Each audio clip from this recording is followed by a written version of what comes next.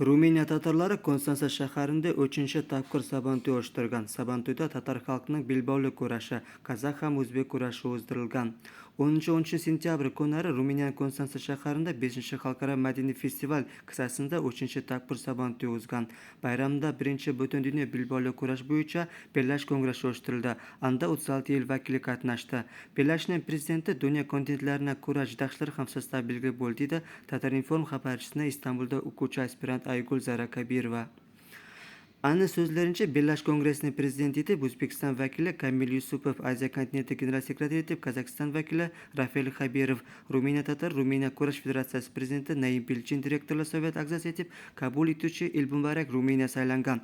Sabantuyda 3 stilda kurash, tatar xalqining belbog'li kurashi, kazak ham o'zbek kurashlari bo'ldi. Ham Qrim tatarlari kurashi ko'rsatildi. O'qdan atu, yumurtqa solingan qashiqni to'ti yuguruv, arqon tortuv, tayoq tortuv, qul kurashtiruv, intellektual o'yinlar, kazaklarning to'g'uz kumola, qirg'izlarni to'g'uz ko'rgul, turklarni mangala o'yinlari, rasm bo'yov ham chig'i bo'yicha ostaxonalar uyushtirildi deydi u.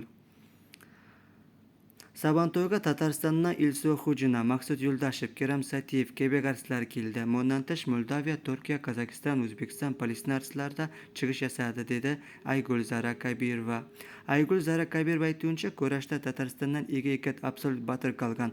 65 kg og'irlikda Nafis Mingneyev, 85 kg og'irlikda Ranis Kalimkulin jengga oldi dedi u.